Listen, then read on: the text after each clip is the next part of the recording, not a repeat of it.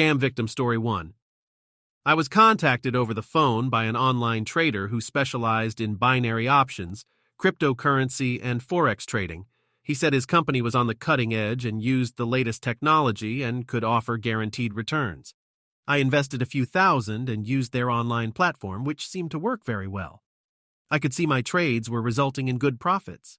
I invested more at their insistence, and they promised I would earn even more. When I wanted to withdraw my money, I was told I would need to pay taxes on my profits before I could access it. I was never warned about this, but they insisted I needed to pay taxes before I could get my money back.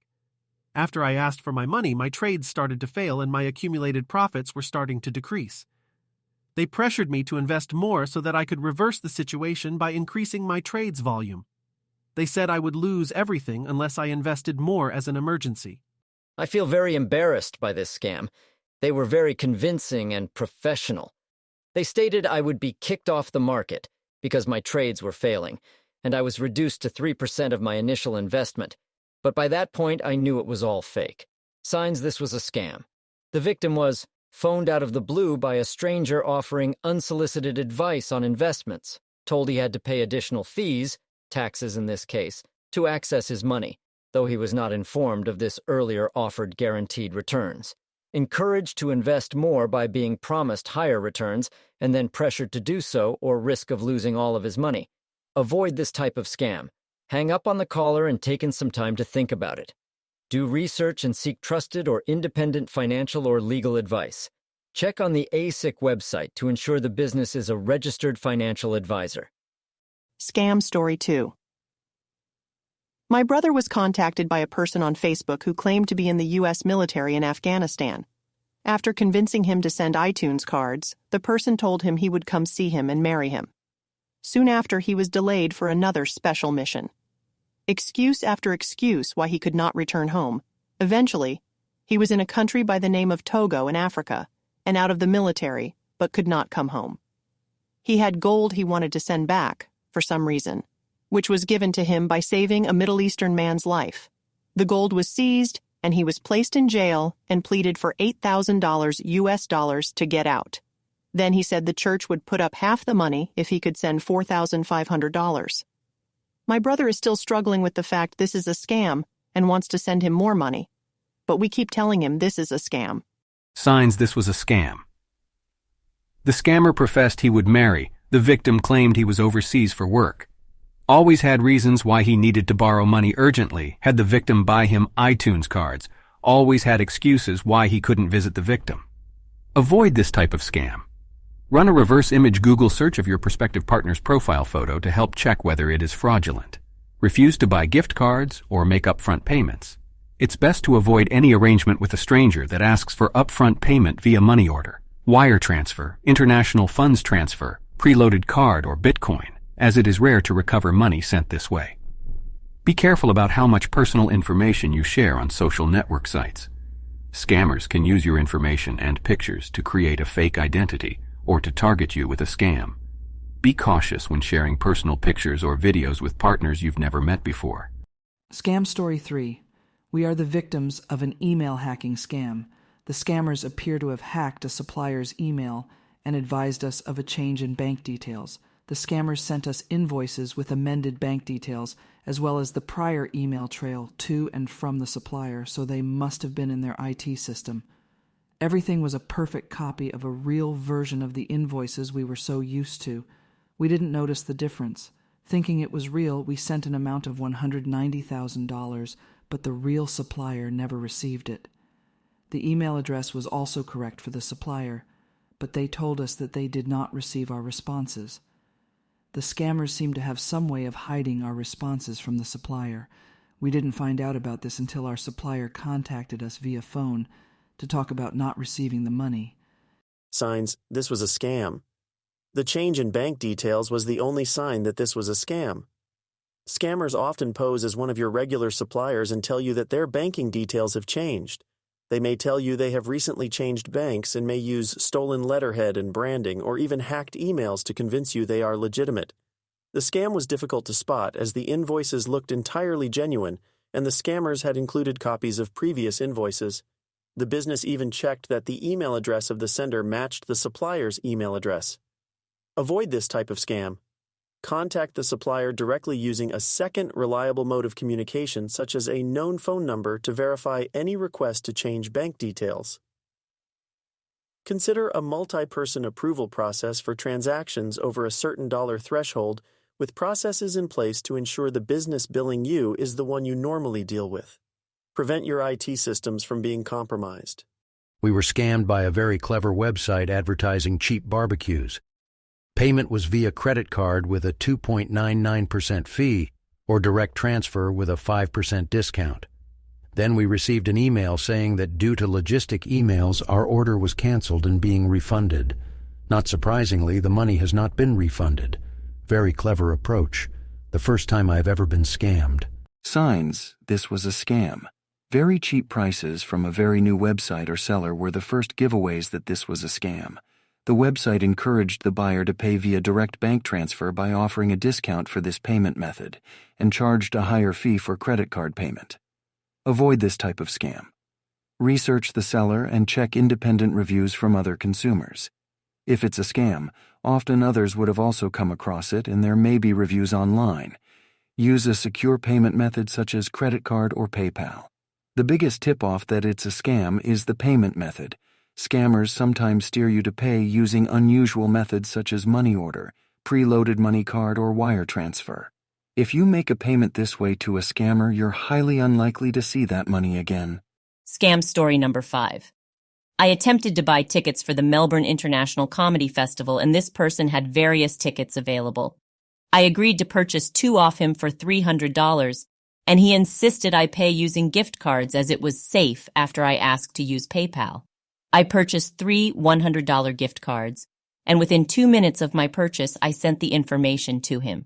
The cards were redeemed, and he instantly blocked and deleted me off Facebook. He has since made a new Facebook account to offer to sell me the tickets for $150. He also refused to refund me any money at all. Signs this was a scam. The unusual payment method is a sign that this was a scam. If anyone demands payment by gift card, such as iTunes, Google Play, Steam, Amazon, preloaded money cards, or prepaid debit cards, it's a scam. Avoid this type of scam. Buy tickets from an authorized retailer. This is the safest option. Be cautious about purchasing tickets online through social media from people you don't know. Scam story number 6. A group of scammers called my mother-in-law's phone advising that they were from the ATO and that she owed $4,000 in tax debt. They were very demanding and hostile. My mother-in-law has English as her second language, and she was very worried, as they threatened her, saying the police were coming to arrest her. They demanded she go to a petrol station and purchase the gift cards. She purchased $3,000 iTunes, $500 Google Play, and $500 Steam cards. They then sent WhatsApp messages to her requesting photos of the cards be sent, which she did. They then requested more money and more cards, to which she thankfully declined and contacted family. Signs this was a scam. The threats of arrest and request for unusual payment methods were the signs that this was a scam. The Australian Tax Office, ATO, government agencies, and any legitimate business will never threaten you with arrest or demand immediate payment of a tax debt or fine with unusual payment methods like gift cards, Bitcoin, or prepaid credit cards. Avoid this type of scam. Hang up the phone or delete the email if you ever get a call or email claiming you will be arrested due to a tax debt. Do not call the number provided in the phone message or email you receive. Hang up immediately, even if you're concerned that the phone call may be legitimate. Call the ATO on 1-800-008-540 to check. I was contacted by phone. The perpetrator was able to convince me that he was working for Telstra and that my internet IP address had been compromised. I was to help him by sending money overseas. This trap would catch the hackers. He would deposit money into my savings account. I would then use that money to send overseas via MoneyGram at the local 7-Eleven store. It was important that I did no internet banking during this time for security reasons. I did this several times until I became suspicious and checked my bank balances. He had been getting cash advances on my credit card and depositing the money into my savings account. I immediately reported to the bank. Signs this was a scam. The victim was phoned out of the blue by a caller claiming to be from a large and trusted organization. The caller claimed the victim's computer was compromised. He also asked for account details and convinced the victim to send money overseas. Avoid this type of scam. Hang up on the caller. Refuse any request for remote access. Refuse to provide personal or bank account information to the caller. Refuse to transfer money from your account. Scam story number 7. I received an SMS informing me that my mobile number was being ported to a different network provider. As I had not authorized this, I contacted my mobile provider to find out why my number was being ported. I immediately realized what was going on and phoned my bank. While on the phone, I tried logging into my internet banking, but to no avail.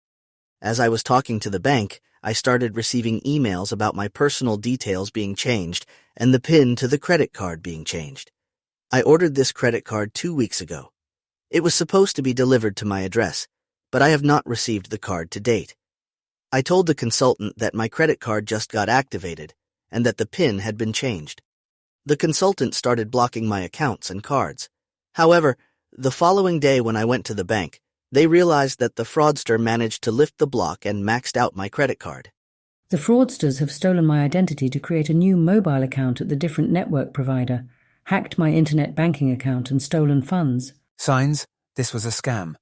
The SMS advising the victim their number was being ported to another provider was the first sign that this was a scam.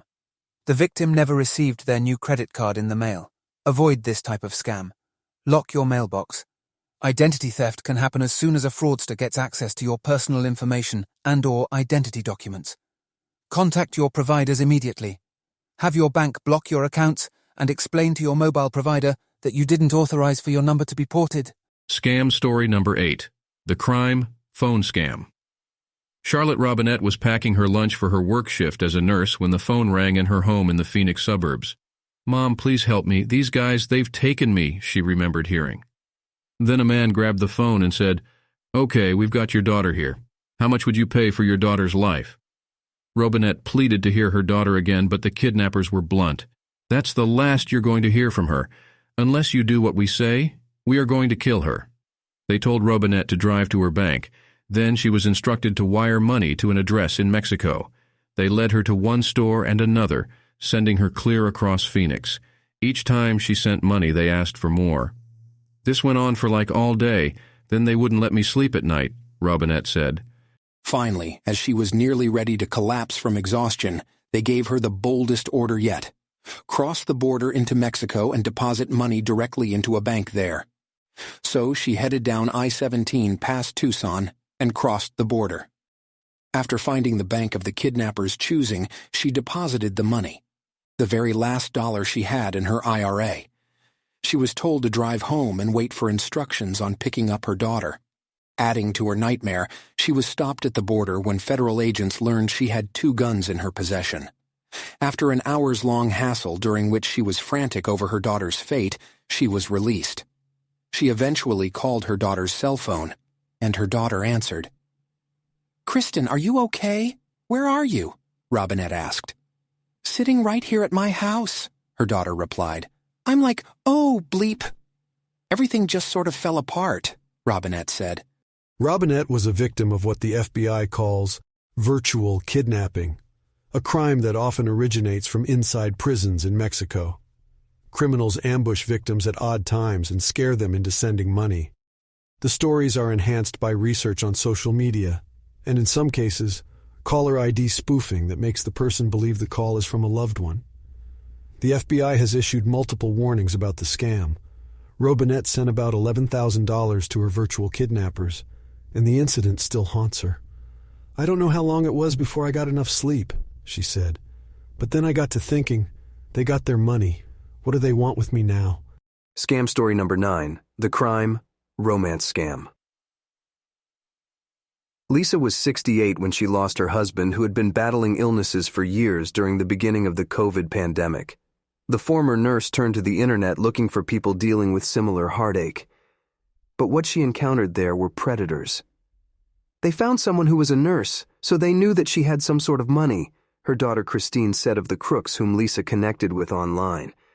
"When Dad passed is when they really hit hard." Soon Lisa was caught up in a whirl of cyber relationships. Then the requests for money began, thousands of dollars to help with a child's school expenses and money to pay for internet access. During a July 4th girls' trip, Christine witnessed the depth of her mother's obsession when she kept leaving the group to communicate with these strangers. "And I then realized that she did not have any money left in her savings," Christine said. Her mom sold valuable items, even took out a title loan on her car. When Christine tried to intervene, the pair fought. "Anything I said to her, I was crazy. I was trying to stop her from meeting her love. I was trying to control her," Christine said. An examination of her receipts showed that within several months, Lisa sent at least $120,000 to internet criminals. Christine felt the loss of her father and also estrangement from her mother. "I don't know what else can be done. So many people have told her that this is a scam, and she just freezes up and doesn't talk," she said.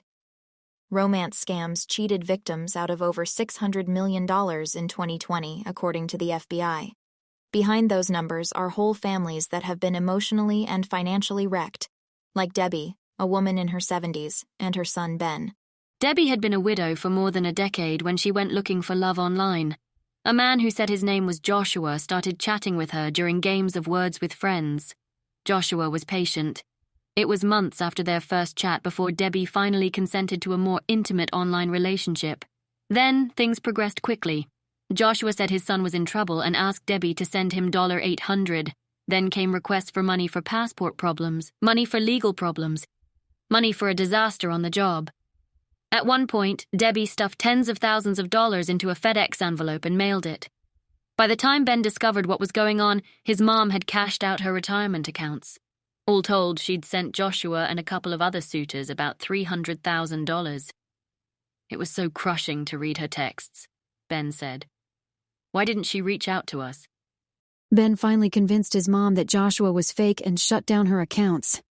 Now Debbie has to face the crushing loss of her lifetime savings. I survived widowhood, I survived cancer, and I'm going to survive this.